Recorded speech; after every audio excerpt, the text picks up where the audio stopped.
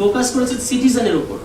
It's very important যে আমি যেটা বলছিলাম যে সিটিজেন ছাড়া এখন আপনি মানে শুধুমাত্র পলিটিক্যাল পার্টিগুলোকে নিয়ে সিটিজেনদের আলাদা স্টেক তৈরি হয়েছে, এটাকে মানে এটাকে মাস্ট অ্যাকনোলেজ করতে হবে। এবং সেখানে শুধুমাত্র ভোটের ক্ষেত্রে না, কিভাবে সিটিজেনরা ডিসিশন মেকিং প্রক্রিয়ার মধ্যে ইনভলভ থাকবে, দ্যাটস ভেরি ইম্পর্টেন্ট। এবং এখানে আমার কাছে মনে হয় local government is very important, কারণ একটা সেন্ট্রিস্ট বা একটা খুবই হাইলি সেন্ট্রালাইজড গভর্নমেন্ট মডেলের মধ্যে সেটা হয়তো সম্ভব না সিটিজেনের মতামত নেওয়া। কিন্তু যদি আপনি লোকাল গভর্নমেন্ট, আমাদের বাই দ্য ওয়ে আমাদের কিন্তু কোনো লোকাল গভর্নমেন্ট নাই, এটা লোকাল অ্যাডমিনিস্ট্রেশন, কিন্তু আমরা বলছি local government, the term is government, government ধরতে হবে। এবং সেখানে এই যে নাগরিক কমিটির কথা বলা হয়েছে, অনেক ধরনের উপজেলা কিংবা জেলা পরিষদ পর্যায় পর্যন্ত নাগরিকরা ওখানে ইনভলভ হতে পারবে। এবং রিকলের সিস্টেম যদি থাকে তাহলে সিটিজেনরা সবসময় অ্যাক্টিভলি রোল প্লে করতে পারবে। লাস্ট বক্তব্য আমার, আমরা সবাই এখানে চেঞ্জ চাচ্ছি, সবাই পরিবর্তন চাচ্ছি, কিন্তু আপনারা সবাই জানেন আমরা শুধু একটা জিনিস চাইলে সেটা হয়ে যাবে না।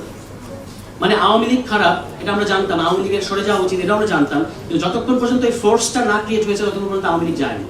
আজকেও যখন আমরা চেঞ্জ চাচ্ছি তখন এই চেঞ্জের ডিফেন্ডার কারা, হিস্টোরিক ব্লক, যেটা মানে গ্রামসি বলেছেন যে হিস্টোরিক ব্লক কারা, from civil society to media to political parties to people to citizen, এই যে একটা লম্বা নেটওয়ার্ক। এবং মানে আওয়ামী লীগের কিন্তু একটা নেটওয়ার্ক ছিল, তার অলিগার্ডস ছিল, তার পক্ষের মিডিয়া ছিল, তার কালচারাল ইন্ডাস্ট্রি ছিল, তার সে নিজে ছিল, তার অ্যাডমিনিস্ট্রেশন ছিল, তারা একটা কিন্তু হিস্টোরিক ব্লক ছিল। সেটা আমাদের পক্ষে আসে নাই, but they are historic bloc আজকে।